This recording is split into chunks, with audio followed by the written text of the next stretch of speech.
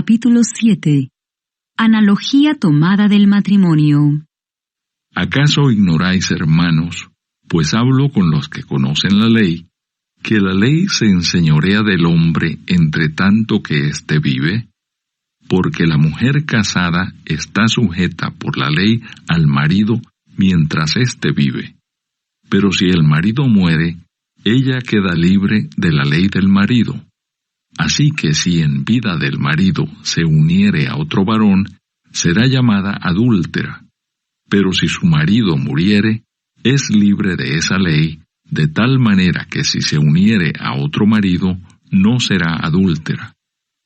Así también vosotros, hermanos míos, habéis muerto a la ley mediante el cuerpo de Cristo, para que seáis de otro, del que resucitó de los muertos, a fin de que llevemos fruto para Dios.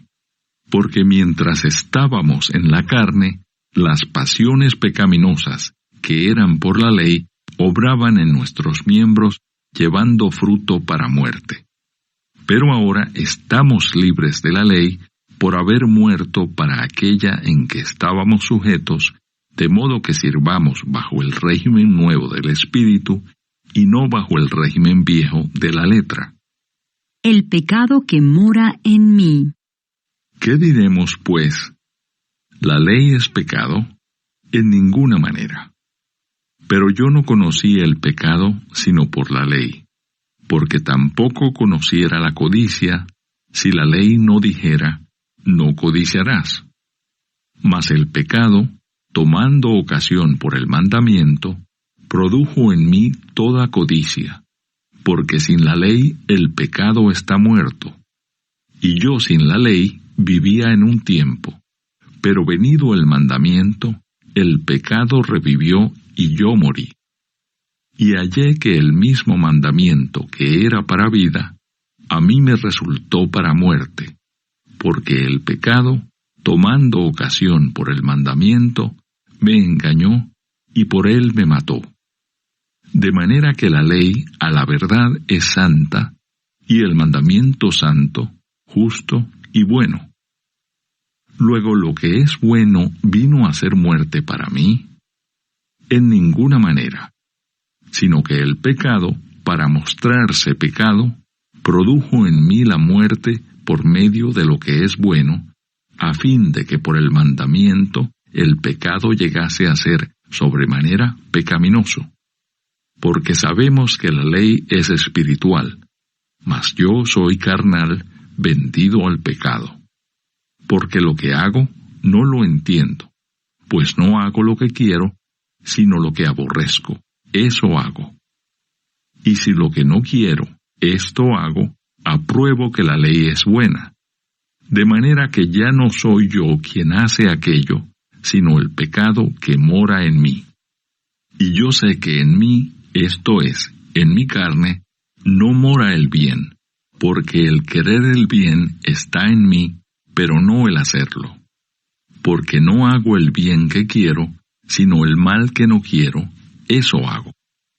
Y si hago lo que no quiero, ya no lo hago yo, sino el pecado que mora en mí. Así que queriendo yo hacer el bien, hallo esta ley, que el mal está en mí. Porque según el hombre interior, me deleito en la ley de Dios.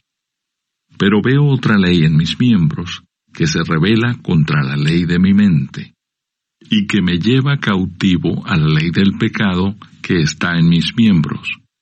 Miserable de mí, ¿quién me librará de este cuerpo de muerte?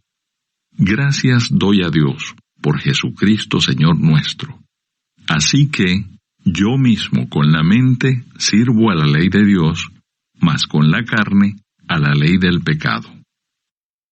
Capítulo 7. Analogía tomada del matrimonio.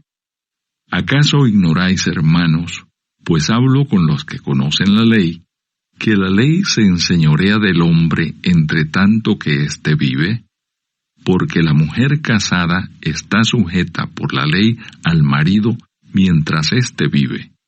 Pero si el marido muere, ella queda libre de la ley del marido. Así que si en vida del marido se uniere a otro varón, será llamada adúltera, pero si su marido muriere, es libre de esa ley, de tal manera que si se uniere a otro marido, no será adúltera. Así también vosotros, hermanos míos, habéis muerto a la ley mediante el cuerpo de Cristo, para que seáis de otro, del que resucitó de los muertos, a fin de que llevemos fruto para Dios.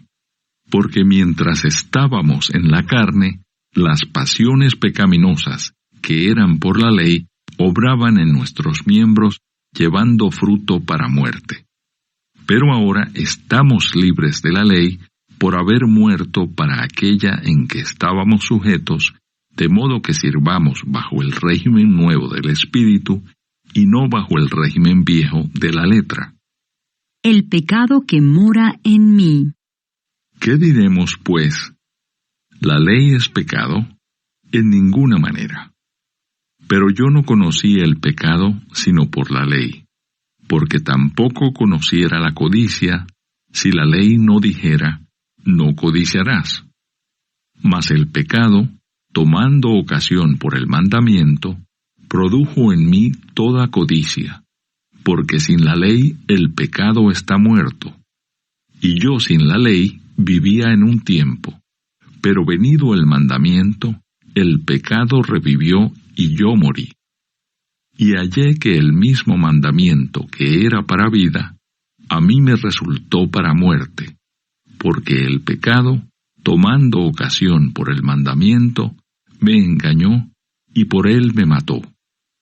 De manera que la ley a la verdad es santa, y el mandamiento santo, justo y bueno.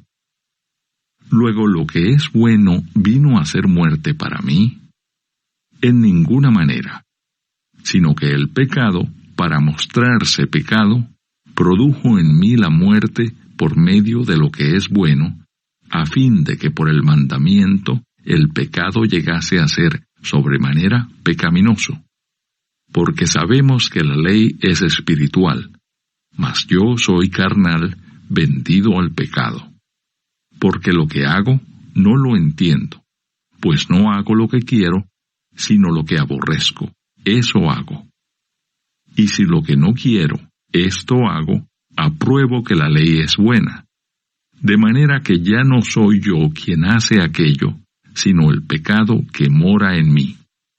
Y yo sé que en mí, esto es, en mi carne, no mora el bien, porque el querer el bien está en mí, pero no el hacerlo. Porque no hago el bien que quiero, sino el mal que no quiero, eso hago. Y si hago lo que no quiero, ya no lo hago yo, sino el pecado que mora en mí. Así que queriendo yo hacer el bien, hallo esta ley, que el mal está en mí. Porque según el hombre interior, me deleito en la ley de Dios. Pero veo otra ley en mis miembros, que se rebela contra la ley de mi mente, y que me lleva cautivo a la ley del pecado que está en mis miembros. Miserable de mí, ¿quién me librará de este cuerpo de muerte? Gracias doy a Dios, por Jesucristo Señor nuestro. Así que, yo mismo con la mente sirvo a la ley de Dios, mas con la carne a la ley del pecado.